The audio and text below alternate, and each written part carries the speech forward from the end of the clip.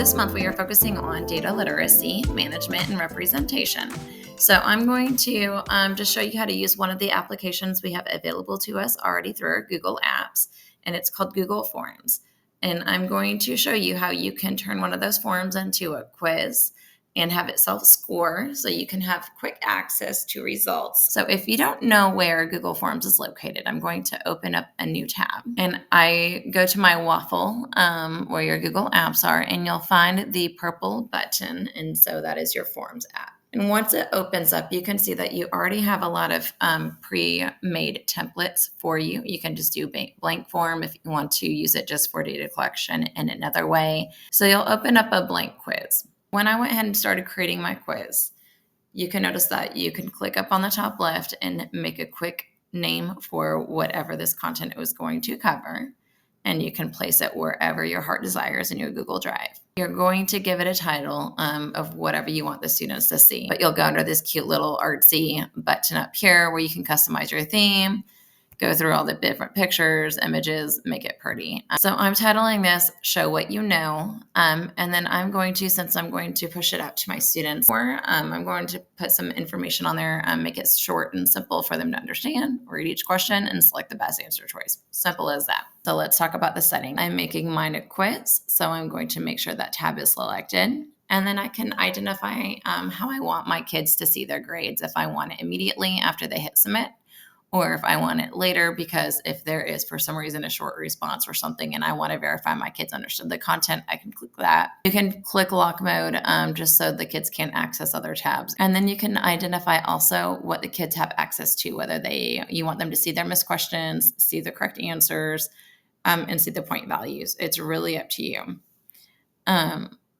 I don't usually set point value. I like to adjust my point values by each question. Sometimes it's going to increase if there's more rigor to it. And then when it comes down to the responses, if you want to make sure that your kids are taking it with fidelity, you might want to go ahead and collect the email address, and they have to be logged into their Google in order to do so. Allow them to do any editing afterwards. Typically, I don't do that, especially after if it's submitted. If I let them see what the correct responses are, then I will not let them edit afterwards, because that does not give me a true accuracy of their understanding. But typically, I like to limit it to one response.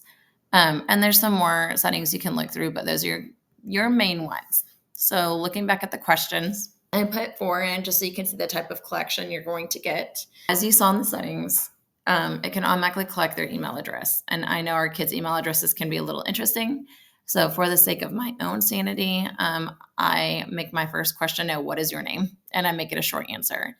You can see down here as the answer key, there's 0 point value to that. However, it is required because I want to make sure it's like not going to be seen as a no-name paper. I want to make sure I have it identified to who it belongs to. And then I went ahead and created 4 different types of questions that you can see.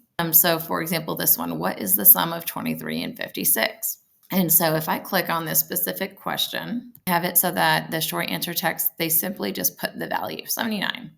And since I have 4 questions, I made the 25 points each. You can do as you want. I always make sure I click the required option though, because I want them to make sure that they can't miss any questions by chance.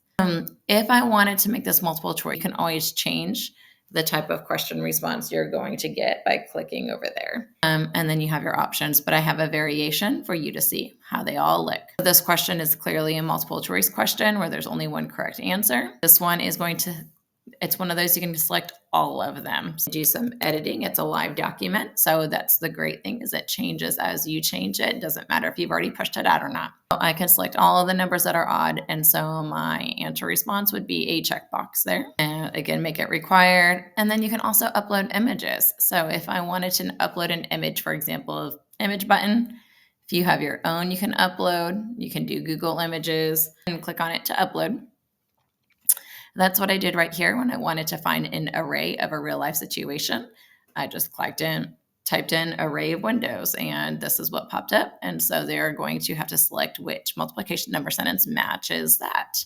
So as you can see, each of my answer points are at 25.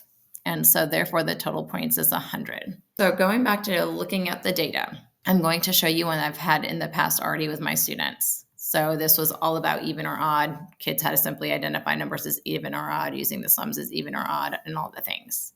You see your data, you can click on the responses tab. You can look at it in various ways. You can look at the summary. Overall, how did your kids do per each question? So this is the first question. 84, almost 85% of my kids understood that that was an even number. So it can give you a really quick glimpse at the success for each of those. You can also end up looking at the question itself, looking at the feedback there, how it all, like overall, how did the kids do? 32 kids responded with even on there. You can hit the individual. So you can see, I'm not going to scroll down because you'll see a kiddo's name, but this kiddo got 90 out of the 100 points. So once I scroll down where it says, what is your name? It'll show me the kid's name. And then something really cool with this is you can always link this to Sheets. So it's going to create a spreadsheet for you, and you'll just hit create and it'll just go ahead and pop one up. It's a really easy way to go ahead and see your data. However, you have all these different ways of viewing that. Using it, I would use them as quick formative assessments, put them in whatever platform you assess your kids through. And it's a quick and easy way to get access to that information.